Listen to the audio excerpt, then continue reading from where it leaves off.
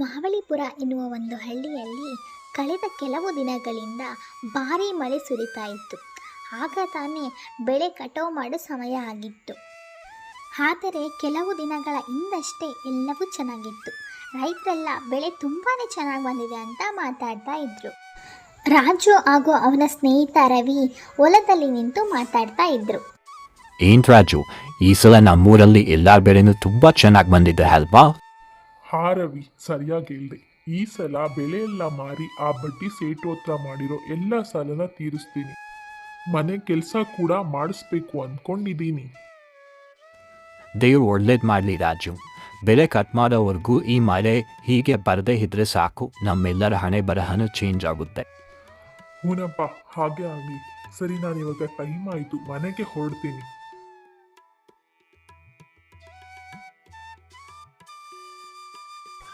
ಆದರೆ ವಿಧಿ ಆಟನೇ ಬೇರೆ ಇತ್ತು.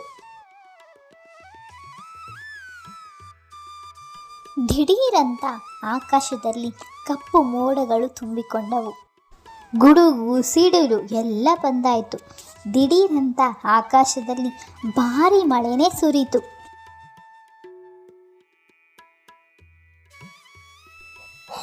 ಅಯ್ಯೋ ದೇವ್ರೆ, ಈ ಮಳೆ ನಿಲ್ಲೋ ಹಾಗೆ ಕಾಣ್ತಾ ಇಲ್ವಲ್ಲ.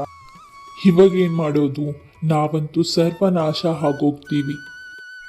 ಭಯ ಪಡಬೇಡಿ, ಆ ದೇವರು ಏನಾದರೂ ದಾರಿ ತೋರಿಸ್ತಾನೆ. ನಂಬಿಕೆ ಹಿಡಿ, ಎಲ್ಲ ಒಳ್ಳೇದೇ ಆಗುತ್ತೆ. ಆದರೆ ಮಳೆ ನಿಲ್ಲಲೇ ಇಲ್ಲ. ರೈತರ ಶ್ರಮ ಎಲ್ಲ ಮಣ್ಣು ಪಾಲಾಗೋಯಿತು. ಪಾಪ ರಾಜುವಿನ ಬೆಳೆಯೂ ಕೂಡ ಹಾಳಾಯಿತು. ರಾಜು ತನ್ನ ಹೊಲದ ಬದಿಯಲ್ಲಿ ನಿಂತ್ಕೊಂಡು ಕಣ್ಣೀರಾಗ್ತಾ ಕೇಳ್ಕೊತಾ ಇದ್ದ. ಹೇ ಭಗವಂತ, ಈ ಸಲ ನಮ್ಮ ನಂಬಿಕೆ ಎಲ್ಲ ನೀರ್ ಪಾಲಾಯ್ತಲ್ಲಪ್ಪ. ಈಗ ಆ ಸೇಟು ಸಾಲ ಹೇಗೆ ತೀರಿಸ್ಲಿ? ಬೆಳೆ ಹೋದ್ರೂ ಆ ಸೇಟುವಿನ ಸಾಲ ಹಾಗೆ ಇರುತ್ತಲ್ಲ. ಬೆಳೆ ನಾಶ ಆದರೆ ಸೇಟುವಿನ ಸಾಲ ತೀರುತ್ತಾ? ಊರುವಿನ ಸೇಟು ಲೆಕ್ಕದ ಪುಸ್ತಕ ಹಿಡ್ಕೊಂಡು ಬಂದರು.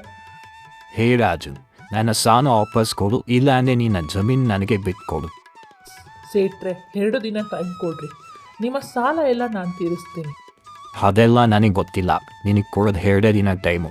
ನನ್ನ ಸಾಲ ತೀರಿಸ್ಬೇಕು, ಇಲ್ಲಾದರೆ ನಿನ್ನ ಜಮೀನ ನನಗೆ ಬಿಟ್ಕೊಡ್ಬೇಕು. ರಾಜು ಅಸಹಾಯಕನಾಗಿ ಮನೆಗೆ ಬಂದ. ನಡೆದಿದ್ದೆಲ್ಲವನ್ನು ತನ್ನ ಹೆಂಡತಿ ಬಳಿ ಹೇಳ್ದ.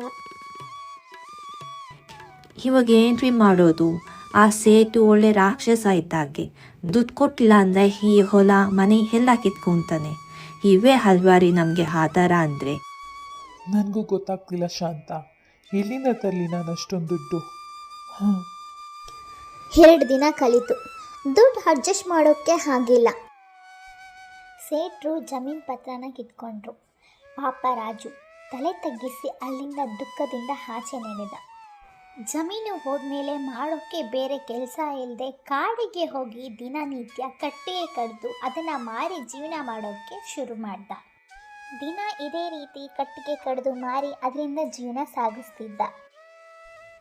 ಒಂದಿನ ಕಾಡಲ್ಲಿ ಕಟ್ಟಿಗೆ ಕಡಿಯುವಾಗ ಕಾಡಲ್ಲಿ ಒಬ್ಬ ಸಾಧು ಸಿಕ್ಕಿದ್ರು. ಮಗು, ತುಂಬಾ ಹಸಿವಾಗ್ತಿದೆ, ತಿನ್ನಕ್ಕೆ ಏನಾದರೂ ಇದೆ, ಕೊಡ್ತೀಯಾ?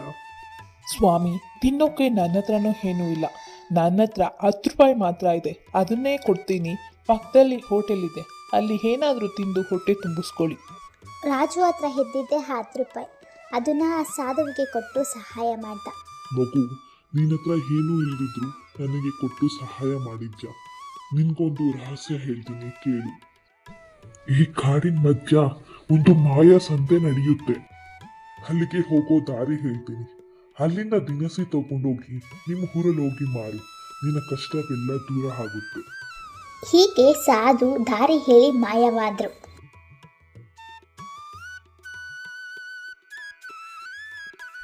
ರಾಜು ಮನೆಗೆ ಹೋದ್ರು. ಅವನ ತಲೆಯಲ್ಲಿ ಅದೇ ಯೋಚನೆ ಇತ್ತು.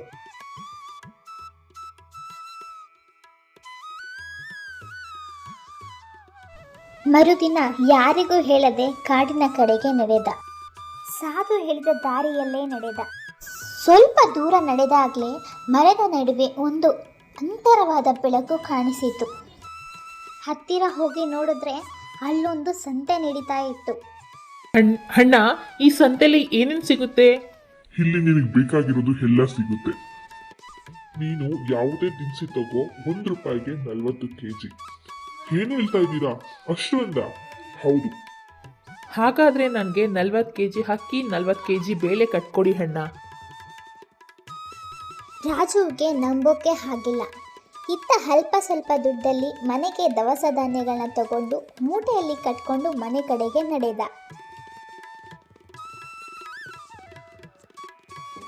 ರೀ, ಇಲ್ಲಿತ್ತ ಬಂತು ಇಷ್ಟೊಂದು ಅಕ್ಕಿ ಬೇಳೆ, ನಮ್ಮ ಹತ್ರ ದುಡ್ಡೇ ಇರಲಿಲ್ಲ ಅಲ್ವಾ? ಇದೆಲ್ಲ ದೇವರ ದಯೆ ಶಾಂತ. ಕಾಡಿನಲ್ಲಿ ಒಬ್ಬ ಸಾಧು ಸಿಕ್ಕಿದ್ರು. ಅವರು ಒಂದು ಮಾರುಕಟ್ಟೆನ ತೋರಿಸಿದ್ರು. ಅಲ್ಲಿ ಇದೆಲ್ಲ ನನಗೆ ಪುಕ್ಸಟ್ಟೆಯಾಗಿ ಸಿಕ್ತು. ಹೌದಾ? ಹಾಗಾದರೆ ಇದನ್ನು ಸ್ವಲ್ಪ ಅಂಗಡಿಗೆ ಹಾಕಿ ಮಾರೋಣ, ಮನೆ ಖರ್ಚಿಗೂ ಸ್ವಲ್ಪ ದುಡ್ಡು ಆಗುತ್ತೆ. ಸರಿಯಾಗಿ ಹೇಳಿದ್ಯಾ ಶಾಂತ. ಶಾಂತ ಹೇಳಿದ ಹಾಗೆ ರಾಜು ಆ ಸಂತೆನ ಮಾರುಕಟ್ಟೆಯಲ್ಲಿ ಮಾರಿ ಒಳ್ಳೆ ದುಡ್ಡು ಮಾಡಿದ. ಹೀಗೆ ದಿನ ಮಾಯಾ ಸಂತೆಗೆ ಹೋಗೋದು, ಅಲ್ಲಿಂದ ದಿನಸಿ ತಂದು ಮಾರೋದು ನಡೀತಾ ಇತ್ತು. ನೋಡ್ತಿದ್ದಾಗೆ ರಾಜು ಊರಲ್ಲಿ ದೊಡ್ಡ ಶ್ರೀಮಂತನಾದ. ತನ್ನ ಸ್ವಂತ ಅಂಗಡಿನೂ ಕೂಡ ತೆರೆದ. ಈ ವಿಷಯ ಭೈರಪ್ಪ ಸೇಠರಿಗೆ ಕಿವಿಗೆ ಬಿತ್ತು. ಸೇಟ್ರೆ, ಆ ಬಿಕಾರಿ ರಾಜು ಈಗ ದೊಡ್ಡ ಶ್ರೀಮಂತನಾಗಿದ್ದಾನೆ. ಹೊಸ ಮನೆ ಕಟ್ಸಿದ್ದಾನೆ. ಪೇಟೆಯಲ್ಲಿ ಹೊಸ ಅಂಗಡಿ ಕೂಡ ತೆಗೆದಿದ್ದಾನೆ. ಏನ್ ಹೇಳ್ತಾ ಇದ್ಯೋ? ನಿನ್ನೆ ಮೊನ್ನೆವರೆಗೂ ಊಟಕ್ಕೆ ಗತಿರಿಲ್ಲ. ಹಂಗೆ ಇಷ್ಟೊಂದು ದುಡ್ಡು ಹೇಳಿದ್ನ ಬಂದು. ಅಷ್ಟರಲ್ಲೇ ರಾಜು ಅಲ್ಲಿಗೆ ಬಂದ. ಸೇಟ್ರೆ, ತಗೊಳ್ಳಿ ನಿನ್ನ ಸಾಲದ ದುಡ್ಡು, ಬಡ್ಡಿ ಸಮೇತ ತಂದಿದ್ದೀನಿ. ನನ್ನ ಜಮೀನು ಪತ್ರ ವಾಪಸ್ ಕೊಡಿ. ಸರಿ, ಕೊಡ್ತೀನಿ. ಓ ಭೀಮಾ, ಹೋಗಿ ರಾಜುಗೆ ಚಹಾ ತಗೊಂಡ್ ಬಾ. ಅಯ್ಯೋ, ನನಗೆ ಏನು ಬೇಡ, ಬೇಗ ನನ್ನ ಜಮೀನು ಪತ್ರ ವಾಪಸ್ ಕೊಡಿ, ನಾನು ಇಲ್ಲಿಂದ ಹೋಗಬೇಕು. ರಾಜು ಖುಷಿಯಿಂದ ಅಲ್ಲಿಂದ ಹೋದ. ಆದರೆ ಸೇಠ ತಲೆವಿಗೆ ಹೂಳು ಬಿಟ್ಟೋ ಹಾಗೆ ಆಗಿತ್ತು. ಇವನಿಗೆ ಎಲ್ಲಿಂದ ಇಷ್ಟೊಂದು ದುಡ್ಡು ಬರ್ತಿದೆ, ಹೇಗೆ ಬರ್ತಿದೆ ಅಂತ ಕಂಡುಹಿಡಿಬೇಕು. ಮರುದಿನ ರಾಜು ಕಾಡಿಗೆ ಹೋಗುವಾಗ ಸೇಠರು ಅವನಿಗೆ ಗೊತ್ತಿಲ್ಲದಾಗೆ ಅವನ್ನ ಹಿಂಬಾಲಿಸಿದ್ರು. ಓಹೋ, ಇವನು ಇಲ್ಲಿಂದ ಮಾಲ್ ತಗೊಂತಾನಾ? ನಾಳೆ ನಾನು ಬಂದು ಇಲ್ಲಿರೋ ಎಲ್ಲ ಮಾಲ್ ತಗೊಂಡೋಗ್ತೀನಿ. ಅವ್ರನ್ನ ಬಂದು ನಾನು ಕಾಲಿಡಿಬೇಕು, ಹಾಗೆ ಮಾಡ್ತೀನಿ. ಮರುದಿನ ಸೇಠರು ದೊಡ್ಡ ಚೀಲ ತಗೊಂಡು ಕಾಡಿಗೆ ಹೋದ್ರು. ಆದ್ರೆ ಅಲ್ಲಿ ನೋಡಿದ್ರೆ ಬರೀ ಮರಗಿಡಗಳೇ ಇದ್ವು, ಸಂತೆ ಇರಲಿಲ್ಲ. ಹಾಯ್, ಜಿಲ್ಲೈತ್ವ ಆ ಸಂತೆ? ನಿನ್ನೆ ಇಲ್ಲೇ ಇತ್ತಲ್ಲ. ಹಾ, ಮೋಸ ಹೋದಲ್ಲ. ಸೇಠರು ತುಂಬಾ ಸಿಟ್ಟಿನಲ್ಲಿ ವಾಪಸ್ ಮನೆ ಕಡೆಗೆ ಹೋದ್ರು. ಇತ್ತ ರಾಜು ಮನೆಯಲ್ಲಿ ತನ್ನ ಹೆಂಡತಿ ಹತ್ರ ಮಾತಾಡ್ತಾ ಇದ್ದ. ಶಾಂತ, ಕೊನೆ ಸಲ ಆ ಮಾಯಾ ಸಂತೆಗೆ ಹೋಗಿ ಏನಾದರೂ ತೊಗೊಂಬರ್ತೀನಿ. ಮತ್ತೆ ಆ ಕಡೆ ಹೋಗೋದು ಬೇಡ, ನಮಗಿರೋದೇ ಸಾಕು. ಸರಿ ರೀ, ಮತ್ತೆ ಬರುವಾಗ ಎಲ್ಲರಿಗೂ ಧನ್ಯವಾದ ಹೇಳಿ ಬನ್ನಿ, ಯಾಕಂದರೆ ನಾವಿಷ್ಟು ಬದಲಾಗಿರೋದು ಅವರಿಂದಾನೆ. ಹೀಗೆ ರಾಜು ಕಾಡಿಗೆ ಹೋಗುತ್ತಿದ್ದ ದಾರಿಲಿ ಅದೇ ಸಾಧು ಮತ್ತೆ ಸಿಕ್ಕಿದ್ರು. ಇಲ್ಲಿಗೆ ಹೋಗ್ತಿದ್ಯಾ ಮಗು? ಮಾಯಾ ಸಂತೆಗೆ ಗುರುಗಳೇ. ಬೇಡ ಮಗು, ಆ ಸಂತೆ ಈಗ ಅಲ್ಲಿ ಇರೋಲ್ಲ. ಅದು ಕಷ್ಟದಲ್ಲಿರೋಕ ಮಾತ್ರ ಇರುತ್ತೆ. ನಿನಗೆ ಈಗ ಯಾವ ಕಷ್ಟನೂ ಇಲ್ಲ. ನೀನು ಆರಾಮವಾಗಿ ಮನೆಗೆ ಹೋಗು, ಆರಾಮವಾಗಿ ಇರು. ಆಯ್ತು ಎಂದು ಹೇಳಿ ರಾಜು ಮನೆ ಕಡೆ ಬರುವಾಗ ದಾರಿಯಲ್ಲಿ ಸೇಠರು ಅಡ್ಡ ಹಾಕಿದ್ರು. ಹೇ ರಾಜು, ನನಗೆ ಗೊತ್ತು ನೀನು ಆ ಕಳ್ಳ ಸಂತೆಯಿಂದ ದುಡ್ಡು ಮಾಡ್ತಾ ಇದೆಯಾ ಅಂತ. ಮರ್ಯಾದೆಯಾಗಿ ಆ ಜಾಗ ತೋರಿಸು, ಇಲ್ಲ ಅಂದರೆ ಸುಮ್ಮನೆ ಇರೋಲ್ಲ. ಸೇಟ್ರೆ, ಆ ಸಂತೆ ಈಗ ಅಲ್ಲಿ ಇಲ್ಲ. ಅದು ಕಷ್ಟದಲ್ಲಿರೋರಿಗೆ ಮಾತ್ರ ಸಹಾಯ ಮಾಡುತ್ತೆ. ಅದು ಈಗ ಅಲ್ಲಿ ಇಲ್ಲ. ಹೇಳಲ್ವಾ ನೀನು? ತಡಿ, ನಿನಗೆ ಮಾಡ್ತೀನಿ ಎಂದು ಭೈರಪ್ಪ ಸೇಠರು ಕೋಪದಿಂದ ಅಲ್ಲಿಂದ ದೂರ ಹೋದ್ರು. ಅವತ್ತು ರಾತ್ರಿ ರಾಜು ಕೆಲಸ ಮುಗಿಸಿ ಅಂಗಡಿ ಮುಚ್ಚಿ ಮನೆಗೆ ಹೋದ. ಆದರೆ ಈ ಕಳ್ಳ ಸೇಠರು ಮೆಲ್ಲಗೆ ಸೋಮಣ್ಣನ ಅಂಗಡಿಗೆ ಬೆಂಕಿ ಹಾಕಿದ್ರು. ಅಂಗಡಿ ದಗ ದಗ ಹುರಿತು. ಓಡು ಹೋಗುವಾಗ ಊರಿನ ಗೌಡ್ರು, ಪಂಚಾಯತಿ ಗೌಡ್ರು ಸೇಠರನ್ನ ನೋಡ್ಬಿಟ್ರು. ಮಾರನೇ ದಿನ ಪಂಚಾಯತಿ ಇತ್ತು. ಎಲ್ರೂ ಹೇಗೆ ಸೇರಿದ್ದೀವಿ ಅಂದ್ರೆ, ನಿನ್ನೆ ರಾತ್ರಿ ರಾಜುವಿನ ಅಂಗಡಿಗೆ ಯಾರು ಬೆಂಕಿ ಇಟ್ಟಿದ್ದಾರೆ.